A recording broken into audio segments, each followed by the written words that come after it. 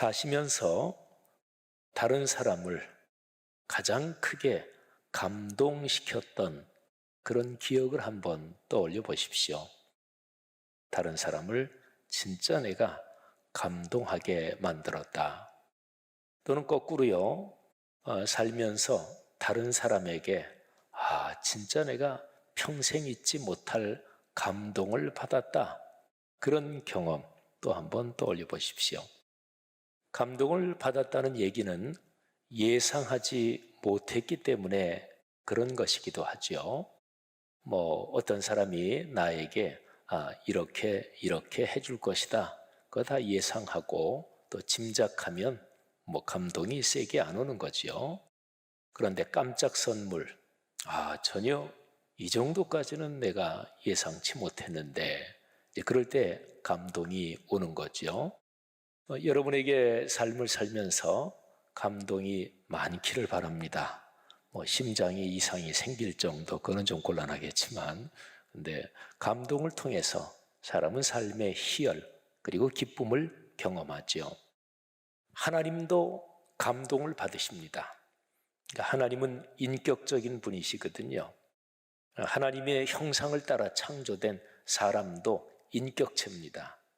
인격적이라는 얘기는요, 말이 통하고 또 진심이 통하고 그리고 서로의 마음과 마음이 이어지고 소통하고 상대방을 귀히 여기고 이런 게 인격적이다. 이제 그런 거죠. 그래서 사람은 인격적으로 깊이 있는 그런 대접을 받고 그리고 내가 존중을 받아야 그래야 감동을 받습니다. 서로의 신뢰가 아주 깊어지고 그리고 내 입장에서 생각하는 게 아니라 입장을 바꿔놓고 상대방의 입장에서 생각하는 게 아주 기본입니다. 하나님과의 관계에서도 마찬가지입니다. 제가 지난 주일부터 예배 훈련을 위해서 예배 순서를 조금은 변경하고 또 예배 순서마다 아주 짤막한 설명을 붙이고 있는데요. 찬양에 대해서는 제가 지난주일에 잠깐 말씀드렸고 오늘 이제 설교하고 연관해서 잠깐 말씀드리면 찬송을 부르실 때 있잖아요. 그때 은혜를 받는 방법이 있습니다. 한국 교회 찬송의 문화가 이게 이상하게 삐뚤어지고 약간 잘못된 방향으로 나가고 있는 점이 있습니다. 찬송 부를 때 어떤 심정으로 부르시나요? 내가 은혜 받아야지. 이게 1순위로 오면 그건 찬송 부르는 자세가 잘못된 것입니다. 그게 1순위가 아니에요. 근데 한국 교회는 이상하게 거기에 굉장히 많이 사로잡혀 있고 그래서 찬양 인도하는 사람도 그렇고 또 찬양하는 사람도 그렇고 무슨 싱얼롱처럼 그리고 사람들의 감정을 좀 더 선동하고 불러일으키고 이런 분위기가 이상하게 많이 강합니다. 근데 그게 1순위가 아니고요. 찬송, 찬양은 하나님 아버지께 올려드리는 거예요. 그러니까 여러분이 찬송할 때, 찬양할 때 내가 은혜 받아야지 그걸 1순위로 놓지 마시고 한번 그렇게 불러보세요. 하나님, 제가 이 찬양을 하나님 아버지께 올려드립니다. 제가 부르는 찬양 받아주십시오. 그러니까 내가 은혜 받는 게 아니고 하나님께서 기뻐하셨으면 좋겠습니다. 하나님을 1순위로 놔야 돼요. 이게 찬송의 기본 자세입니다. 이 자세가 분명히 정립되면 어떤 찬송, 어떤 찬양 부르든지 다 은혜가 됩니다. 근데 내가 은혜되고 내가 은혜 받았으면 좋겠다. 그런 사람마다 선호도가 다르잖아요. 그러니까 취사 선택하는 거예요. 그거는 찬송의 잘못된 자세입니다. 그리고 이제 찬양대가 찬양하는 것, 이거는 공연이 아닙니다. 그러니까 찬양대는 회중을 향해서 부르는 게 사실은 아닙니다. 물론 보통의 어느 교회나 찬양대 좌석 배치가 회중에게 음향이 잘 들리도록 또는 모습도 보이도록 그렇게 배치되어 있습니다만은 찬양대원은 회중에게 부르는 게 아니에요. 하나님께 올려드리는 것입니다. 그리고 회중은 음악회의 관객이 아닙니다. 그러니까 찬양대가 찬양을 부를 때 그때 회중도 찬양대가 부르지만 거기에 내 마음을 담아서 하나님 아버지께 올려드리는 것입니다. 자, 찬양, 이거는 하나님 아버지, 그분의 입장에서 생각해야 되는 거예요. 여러분, 하나님을 감동시킨 적이 있습니까? 어느 때 하나님이 감동을 받으실까요? 그거는 바로 제가 지금 찬양에 대해서 설명을 드린 것처럼 우리가 신앙생활을 하는 또는 삶의 여정을 걸어가는 그 모든 어떤 상황, 어떤 사건이든지 하나님 아버지께서 무엇을 기뻐하실까?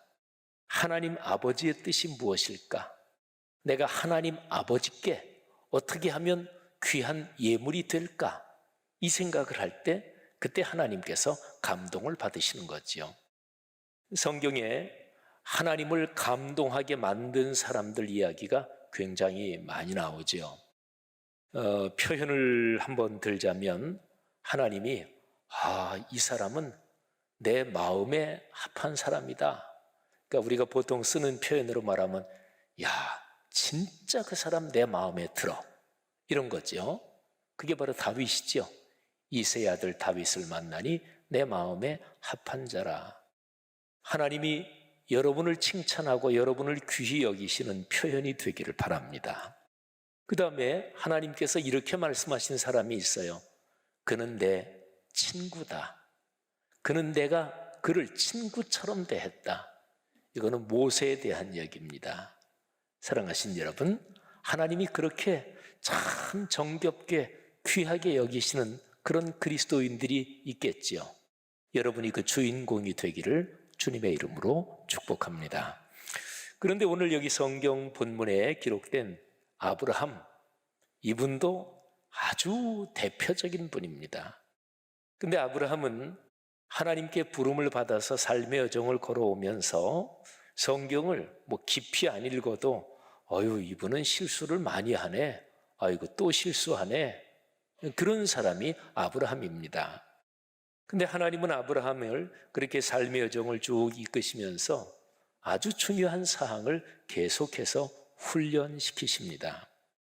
근데 하나님이 아브라함을 훈련하시는 그거를 마치 공부하는 과목으로 얘기한다면 훈련 과목이 몇 과목이나 됐을까요? 그 과목은 딱 한 가지입니다. 그 한 가지가 하나님의 뜻, 다른 표현으로 말하면 하나님의 말씀.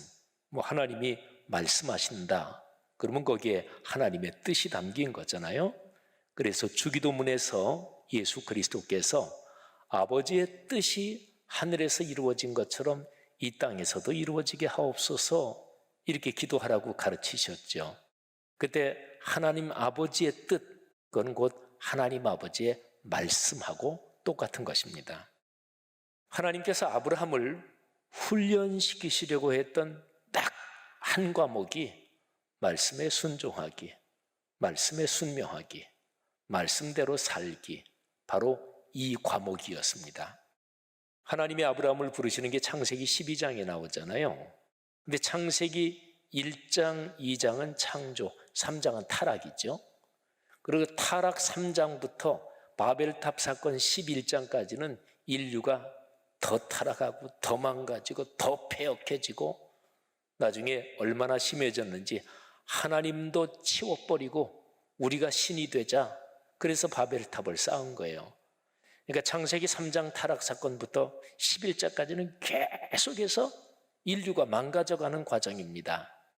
그런 상황에서 하나님께서 이 상황을 도대체 어떻게 해결해야 되나 생각을 깊이 하셨습니다. 우리가 한번 성경을 인간의 입장에서 묵상을 해보자면 하나님께서 생각하시고 그리고 고민도 하시고 그러시면서 하나님께서 해결 방안을 찾으셨습니다. 한 사람을 부른다. 오늘 우리 다드림 찬양단과 함께 찬양할 때도 하나님께서는 그 한 사람 예배자 찾으신다. 여러분, 할아버지 할머니가 애들이 많이 있는데 그 애들 전체 때문에 기뻐하는 거 아닙니다. 하나이 때문에 기뻐합니다. 내 손녀, 내 손자 그 하나이 보고 기뻐하는 거죠. 사람이 행복하고 기쁜 것도 원리가 비슷합니다. 여러분, 사람이 행복하려면 한 적어도 50명 정도는 나를 축복해주고 50명 정도는 나를 지지해줘야 그래야 행복할까요? 아닙니다. 한 사람만 나를 깊이 인정해주고 사랑해주고 소중하게 아껴주면 사람은 행복합니다. 많은 사람이 나를 지지하고 응원해주고 나를 좋아하고 그래야 행복하다. 그게 이제 말하자면 스타들이 그렇죠. 연예나 스포츠나. 이건 되게 위험합니다. 그 사람들이 스트레스가 얼마나 많은지 아십니까? 여러분, 인기 연예인, 클래식 음악이든 대중음악이든 스포츠 스타든 뭐든지 간에 대중의 인기를 먹고 사는 직업, 그런 사람들이 스트레스가 무지무지하게 심합니다. 그러니까 그 스트레스를 이기려고 마약도 하고 그러는 거예요. 대중의 인기는 위험한 거예요. 근데 한 사람의 사랑, 그리고 한 사람이 나를 소중하게 여기고 한 사람이 나를 지지하고 인정해 주는 거, 이게 참 사람을 건강하게 만드는 거거든요. 여러분, 하나님께서 한 사람을 택하자, 아브라함. 그래서 그 사람을 말씀대로 살도록, 말씀에 순종하도록 그렇게 훈련시킨다. 이게 이제 하나님의 계획이었습니다. 그래서 그 한 사람을 통해서 한 민족을 이루고 그 민족이 말씀대로 사는 민족이 되고, 그래서 그 한 민족을 통해서 세계 모든 민족이 그렇게 영향을 받도록, 그렇게 좋은 소식을 전하도록 그렇게 한다. 이게 바로 하나님의 계획이었습니다. 자, 아브라함은 하나님의 그 훈련에 단번에 합격하지 못합니다. 계속 실패해요. 또 하나님이 아브라함을 부르실 때도 첫 번째 부를 때 즉각 순종한 사람이 아니었습니다. 원래 갈대아 우르 땅, 이 강단의 저 오른쪽 끄트머리 모서리 부분이 갈대아 우르라고 하면, 이 강단에 여러분이 보시는 대로 왼쪽 끄트머리가 가나안 땅이에요. 근데 그 당시에 지리적인 그런 상황 때문에 저 갈대아 땅 우르에서 가나안으로 오려면 여기서 직선으로 이렇게 가지 못하고 위쪽으로 이렇게 올라왔다가 여기서 이렇게 내려가야 돼요. 근데 아브라함이 첫 번째 하나님의 부름을 갈대아 우르 땅에서 받고 쭉 길을 떠났죠. 근데 그러다가 이 위쪽쯤에 하란이 있었고, 근데 이 하란에서 도중하차합니다. 그러니까 첫 번째는 온전히 순종한 사람이 아니에요. 그리고 하란에 사는 아브라함을 하나님이 다시 부르십니다. 그게 창세기 12장이고 아브라함의 나이 75세 때였습니다. 그때 부름을 받고 아브라함은 두 번째 부름에서 순종해서 저 가나안 땅까지 갔지요. 하란에서 아브라함이 하나님의 부르심을 받았을 때 나이는 75살보다 더 이전이었겠죠. 한 70쯤 됐을까요? 아니면 60 중반쯤 됐을까요? 그건 성경이 기록하진 않아서 모릅니다. 아무튼요, 아브라함은 그런 사람이었어요. 한 번에 순종하지 못하고 실패하고, 또 하나님께서 자손을 주신다, 이 약속도 까짓 거 하나님 그분 말씀 따라 고향도 떠나왔는데 뭘 못 맡길까? 하나님께 그냥 죽이 되든 밥이 되든 다 알아서 하십시오. 그렇게 맡긴 사람이 아니었습니다. 아들이 생기지 않으니까, 아이가 생기지 않으니까 안달을 하면서 자기 나름으로 이런 방법 저런 방법을 계속 시도합니다. 하나님께서 내가 네게 약속한 대로 너하고 사라 사이에서 아이가 날 것이다. 근데 하나님은 일부러 인간적으로 출산이 불가능한 상황까지 끌고 가십니다. 그건 하나님의 의도였어요. 왜? 하나님의 말씀으로, 하나님의 말씀이 역사한다, 이거를 명확하게 보여주시려고. 아니, 세상에 100세의 아들을 겨우 하나, 첫 번째 아들을 얻었는데 그 아들이 하나님의 역사 아니면 뭐겠어요? 그러니까 다른 방식으로는 도무지 해석할 수 없을 정도로 그렇게 불가능한 상황까지 끌고 가서 그래서 아들을 주신 거예요. 그런데 거기에서 하나님의 마지막 테스트가 한 번 더 남아 있었습니다. 그 이삭이 한참 자라고 있을 때 하나님이 아브라함에게 내 아들 이삭을 잡아 죽여서 제물로 드려라, 이렇게 명령을 하시죠. 창세기 바로 22장 얘기입니다. 22장은 우리가 이제 바로 얼마 전에 우리 교회 동네 세매줄 성경 묵상한 말씀이잖아요. 22장을 묵상하면서 마음에 그냥 아주 진한 감정이 조금도 없다, 그러면 그 사람은 건성으로 읽은 거예요. 아니 생각해 보세요. 내 아이가 아니더라도 아니 세상에 100세 얻은 그 외아들을 제물로 바치는 뭐 이런 상황이 전개되는데 마음이 어떻게 찐하지 않을 수가 있겠어요. 근데 아브라함은 하나님의 명령에 순종합니다. 그리고 칼을 들어서 묶어놓은 자기 외아들을 독자를 잡으려고 하지요. 그때 하나님께서 아브라함을 멈추게 하십니다. 오늘 22장 11절에 보면 하나님의 사자가 하늘에서부터 급하게 아브라함을 부르십니다. 아브라함아, 아브라함아. 2번을 부르셔요.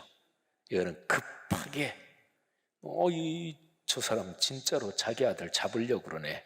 급하게 부르시는 거예요. 아브라함이 아들을 잡으려던 손을 멈추고 예, 제가 여기 있습니다. 그때 하나님의 사자가 이렇게 말하죠. 그 아이에게 내 손을 대지 말라. 아무 일도 하지 말라. 그러면서 하나님께서 이게 사자가 전하는 말인데 성경에는 하나님의 사자가 전한다. 이럴 때도 하나님이 직접 말씀하시는 것처럼 이게 섞여 있죠. 하나님이 직접 말씀하시는 거예요. 네가 내 아들 내 독자까지도 내게 아끼지 아니하였으니 내가 이제야 네가 하나님을 경외하는 줄을 확실하게 알겠다. 여러분, 여기에서 하나님의 시험이 마지막으로 종료됐다. 아브라함이 드디어 합격한 거예요. 그러면서 이제 아브라함이 뭐 뒤에 보니까 순양 하나가 뿌리 수풀에 걸려 있어서 그걸 이제 제물로 바쳐요. 그래서 이제 여호와 이레, 하나님이 준비하신다, 여호와께서 준비하신다, 그렇게 지명이 그렇게 생기게 되죠.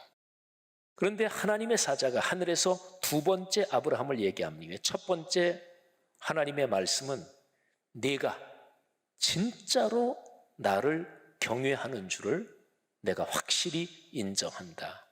이게 첫 번째고요.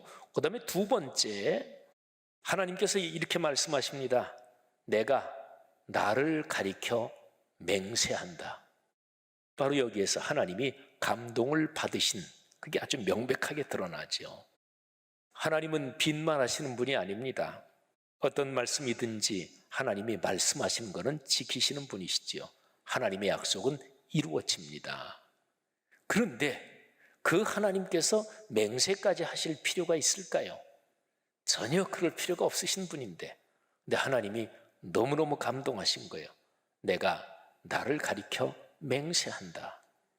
내가 내 아들 내 독자도 아끼지 아니하였기 때문에, 그러면서 하나님이 2가지를 축복하십니다. 첫째, 네가 큰 복을 받는다. 내 씨가 크게 번성할 것이다. 하늘의 별, 바닷가의 모래처럼 번성할 것이다. 내 씨가 대적의 성문을 차지할 것이다. 그러니까 너와 내 혈육 가문이 번창하고 복을 받을 것이다. 이게 첫 번째입니다. 그 다음에 18절에 보면 2번째 축복이 내 씨로 말미암아 천하 만민이 복을 받는다. 근데 바로 이 구절은 아브라함이 성경에 기록된 대로 75세 때 하란에 살던 아브라함을 부르실 때 말씀하셨던 창세기 12장 1절부터 3절 그 내용입니다. 정확하게 말하면 첫 번째 복 17절에 나오는 너한테 복을 준다. 이거는 창세기 12장 2절이고, 그 다음에 18절 내 씨로 말미암아 천하 만민이 복을 받는다. 이거는 창세기 12장 3절 말씀이에요. 그러니까 하나님이 한참 옛날, 그러니까 이게 몇 년 전이냐면 75세 때 그때부터만 따져도 이게 한 40여 년 가까이 그 이전 일입니다. 뭐 이삭의 나이를 대략 한 15살 정도로, 나이가 몇 살인지 몰라요. 성경이 기록을 안 해서. 근데 한 15 정도라고 본다면 40년 전에 하나님께서 해주신 약속, 그거를 지금 하나님이 말씀하시는 거예요. 너한테 큰 복을 준다. 내가 복을 받고 누린다. 그 다음에 2번째는 너를 통해서 세계 천하 만민이 복을 받는다. 사랑하신 여러분, 하나님은 40년 전에 아브라함에게 말씀해 주신, 약속해 주신 그 말씀이 지금 확실하게 내가 이룬다, 이거를 맹세하신 거예요. 약속의 말씀을 지금 한 번 더 꽉 도장을 찍으시는데 아예 맹세를 하시는 거죠. 자, 중요한 건 그것입니다. 이유가 무엇일까요? 그건 뭐 쉽죠. 아들 독자 이삭까지 아끼지 않았다, 이게 이유잖아요. 근데 그 이유를 정확하게 한번 파고 들어가면 그 심장이 이것입니다. 18절 뒷부분에 나오는데요. 이는 네가 나의 말을 준행하였음이니라. 여러분, 아들 이삭을 바친 거, 그거는 무슨 뜻입니까? 아브라함이 하나님의 말씀을 준행, 그러니까 철저하게 따랐다, 그런 거죠. 그러니까 말씀이 삶이 됐다, 바로 그것입니다. 바로 이것 때문에 하나님께서 복을 내리신다, 이렇게 말씀하신 거죠. 여러분, 아브라함은 믿음의 조상입니다. 그리고 복의 조상입니다. 그리고 아브라함은 예수 그리스도께서 오실 것을, 그것까지 하나님께서 다 계획하시면서 아브라함을 부르시고, 그리고 쭉 거쳐가지고 다윗을 거쳐서 그래서 예수 그리스도가 오게 하신 거예요. 그러니까 아브라함을 보면 믿음으로 어떻게 축복받는지가 보여요. 아브라함을 깊이 묵상하면 어떻게 복을 받는지 그게 보이는 거예요. 아브라함이 왜 하나님께서 아브라함에게 복을 주시고 아브라함을 통해서 모든 아브라함이 만나는 사람들에게 복을 나누어 주시겠다, 왜 그러셨다고요? 말씀에 순명했기 때문에, 말씀이 삶이 됐기 때문에. 여러분, 말씀이 삶이 되게 하는 구체적인 방법, 그 길, 그 훈련이 무엇입니까? 그걸 가리켜서 말씀 묵상이라고 그래요. 자, 그러면 복을 어떻게 받고 삽니까? 말씀 묵상을 해야죠. 시편 1편 저 유명한 말씀, 복 있는 사람은 하나님의 율법, 하나님의 말씀을 주야로 묵상한다. 2000년 전에 아브라함의 사건을 히브리서를 쓴 그 하나님의 사람이 묵상한 거예요. 창세기 22장 묵상한 거예요. 그러면서 히브리서 6장에서는 그렇게 얘기해요. 하나님이 약속하신 것을 맹세하시면서 아예 꽉 도장을 찍었다. 약속, 그리고 맹세하셨다. 그러면서 이 히브리서를 기록한 이 하나님의 사람은 창세기 22장을 묵상하면서 그렇게 묵상한 거죠. 아, 하나님께서 복 주고 복 준다. 번성하게 하고 번성하게 한다. 창세기 말씀에 그대로 이렇게 기록된 거 아니잖아요. 그러니까 히브리서를 기록한 그 하나님의 사람이 우리가 창세기를 묵상한 것처럼, 제가 소그룹 지금 동소원 훈련하다 보니까 창세기 22장 그게 감동이 돼서 묵상 나눔을 그 구절로 하는 분들이 꽤 여러 분이더라고요. 근데 히브리서 기자도 창세기를 묵상하면서 자기 나름으로 묵상한 그 글이 바로 히브리서예요. 복 주고 복 주며 번성하게 하고 번성하게 한다. 하나님이 왜 자기를 가리켜 맹세하셨을까요? 히브리서 6장에 보면 그렇게 명확하게 나와요. 6장 13절에 하나님이 아브라함에게 약속하실 때 가리켜 맹세할 자가 자기보다 더 큰 이가 없으므로 자기를 가리켜 맹세하시기를 복 주고 복 주며 번성하게 하고 번성하게 한다. 그러니까 히브리서 기자는 창세기 말씀에 하나님이 나보다 더 큰 자가 없다, 나보다 더 큰 존재가 없다, 그래서 내가 나를 걸고 맹세한다, 창세기에 그렇게 기록되지 않았잖아요. 히브리서 기자가 창세기 22장을 읽고 묵상하면서 하나님이 왜 나를 가리켜 맹세하신다고 하셨을까? 하나님보다 더 큰 존재가 없으니까 가장 큰 존재를 걸고 하나님이 맹세하신 거예요. 사랑하신 여러분, 제가 설교 처음 부분에 사람을 감동시키신 적이 있습니까? 또는 감동받은 적이 있습니까? 그리고 하나님을 감동시키신 적이 있습니까? 그렇게 질문했죠. 근데 아브라함처럼 이런 엄청난 일을 해야만 하나님이 감동받으실까요? 그렇지 않습니다. 하나님과 우리와의 관계는 부모 자녀의 관계로 생각하면 거의 100% 정확합니다. 여러분, 아이가 부모에게 엄청난 돈을 벌어다 줘야 그래야 그 부모가 기뻐하나요? 전혀 아니잖아요. 아이가, 조그만 아이가 또는 손주가 자기 먹는 거, 침 묻은 거 그거 주면은 그냥 부모, 할아버지, 할머니 너무나 기쁜 거예요. 그렇잖아요. 사랑하신 여러분, 여러분이 걸어가시는 삶의 여정에서 하나님을 기쁘시게 하고, 그래서 하나님께서 여러분에게 이미 주신 약속의 말씀을, 얘야, 내가 그거 나를 걸고 맹세하는데 내 삶에서 반드시 이루겠다, 이런 하나님의 음성을 듣고 그런 축복을 받으시기를 주의 이름으로 축원합니다.